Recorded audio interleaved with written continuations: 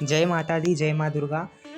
आज हम दुर्गा सप्तशती का जो सिद्ध कुंजी का स्तोत्र है उसके बारे में आपको थोड़ी चर्चा करने जा रहे हैं, आपको बताने जा रहे हैं। सिद्ध कुंजी का स्तोत्र माता भगवती का एक ऐसा स्तोत्र है, एक ऐसी शक्ति है जो पूरी दुर्गा सप्तशती में सबसे सर्वोपरि मानी गई है और सबसे सिद्ध मानी गई है। सिद्ध कुंजिका का स्तोत्र का जो पाठ कर लेते हैं उन्हें किसी चीज़ की पाठ करने की आवश्यकता नहीं पड़ती है, क्योंकि सिद्ध कुंजिका स्तोत्र में ही लिखा हुआ है, न कवचम नार्गला स्तोत्रम कीलकम न रहस्यकम न सुक्तम नापि ध्यानम च न न्यासो न च वार्चनम। मतलब आपको ना तो अर्गला कीलक जो हमारे कवच है, जो दुर्गा सप्तशती में आते हैं, वो आपको करने की आवश्यकता है, ना ही ध्यान करने की, ना ही न्यास करने की और ना ही वाचन करने की। मतलब किसी चीज़ की आपको ज़रूरत नहीं पड़ती है अगर आप सिद्ध कुंजी का स्तोत्र का जो है पाठ कर लेते हैं तो।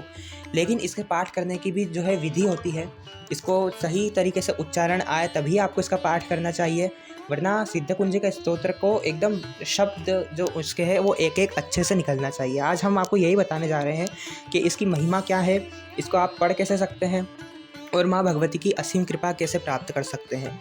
तो सिद्ध कुंज का स्तोत्र जो है वो गौरी तंत्र, जो शिव तंत्र है, उसमें से लिया गया है और जो माँ भगवती को असीम प्रिय है ये। और हर किसी को, मतलब आप पूरा दुर्गा सप्तशती अगर आप पाठ करते हैं तो उसके अंत में, आखिरी में आपको दुर्गा सप्तशती का पाठ करना ही चाहिए।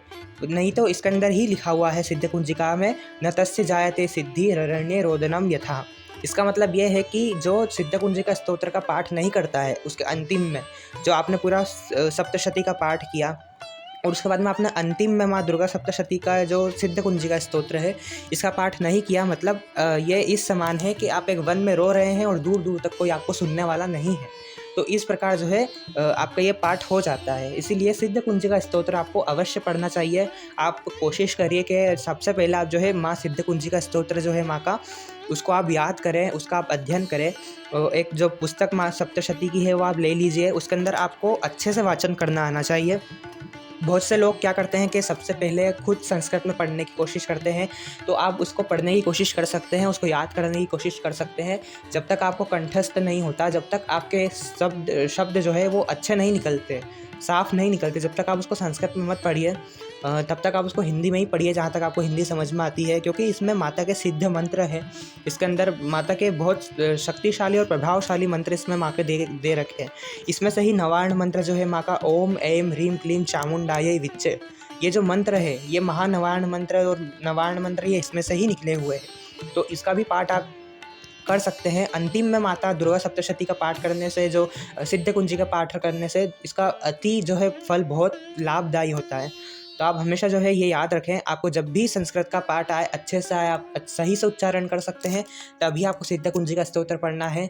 और सिद्ध कुंजी का स्तोत्र जो है आपको पवित्र अवस्था में पढ़ना है, अच्छे से पढ़ना है, किसी भी जगह पर पे इसको नहीं पढ़ना है, क्योंकि ये बहुत शक्तिशाली है। इसको फिर आपके दुष्प्रभाव भी आपको इसके मिल सकते हैं।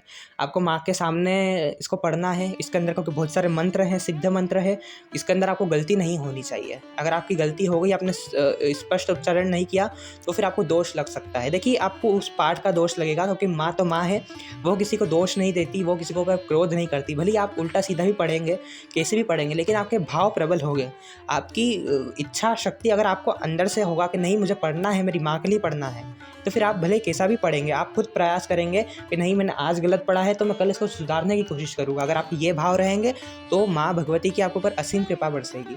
लेकिन अगर आप पढ़ेंगे कह रहे जान दो, ठीक है गलती होती है तो धीरे धीरे सुधर जाएगा, ये भाव आपको नहीं रखने हैं। अगर आप इसको पढ़ते हैं तो आपको कोमल चंचल भाव रखने हैं माँ के सामने, तभी माँ आपका ये जो है स्वीकार करेगी और आपको ऊपर बहुत प्रसन्नता प्राप्त होगी माँ की। तो सिद्ध कुंजी का स्तोत्र जो है बहुत प्रभावशाली है, शक्तिशाली है। आप इसका अवश्य पाठ करें। आप चाहे तो शुरुआत में कर सकते हैं, नहीं तो अंतिम में। तो इसका खुद जो है प्रमाण है, आप पढ़ के देखिएगा, उसके अंदर ही लिखा हुआ है कि अंतिम बार में जो है आपको इसका सिद्ध कुंजी का स्तोत्र आपको पढ़ना ही चाहिए।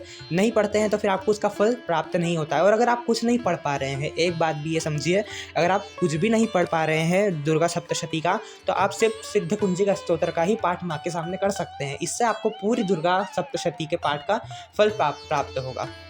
आप खुद पढ़ेंगे इसके अंदर, आपको खुद इसके अंदर मिलेगा हिंदी अनुवाद में कि जो कुछ नहीं कर पाता ना कवचम नार्गल स्तोत्रम, जो कीलकम जो वाला श्लोक जो इसमें दे रखा है कि इसी के लिए दे रखा है कि अगर आप कुछ नहीं कर पा रहे हैं तो आप सिर्फ सिद्ध कुंजिका स्तोत्र का पठान कीजिए और उसको पाठ करिए, तो उससे जो है आपको बहुत सिद्धि प्राप्त होगी और माँ का बहुत ही शक्तिशाली यह एक स्तोत्र है। तो माँ सिद्ध कुंजिका स्तोत्र जो है बहुत प्रभावशाली है, आप इसको अवश्य पढ़िए, इसको अच्छे से याद करिए।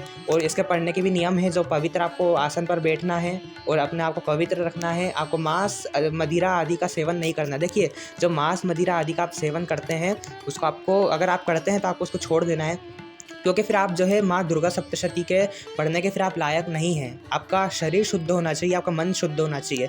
अगर आप ऐसी सब चीज़ों का सेवन करते हैं तो फिर आप जो है इसको छोड़ ही दीजिए, आपके पढ़ने के आपके ये नहीं है, आप इसके योग्य ही नहीं है। क्योंकि हमारे पुराणों में, हमारे शास्त्र में, हमारे सनातन धर्म में इस प्रकार का कोई भी उल्लेख नहीं मिलता है कि आप ये सब खाइए और उसके बाद में फिर प्राप्त कीजिए तो आपको माँ की भक्ति मिलेगी। कहीं नहीं, कभी नहीं मिलेगी आपको, क्योंकि हर जीव में माँ का तत्व होता है। अगर आप उसी तत्व को मार के खाएंगे तो आपको इसके अंदर आपको सिद्धि नहीं मिलेगी।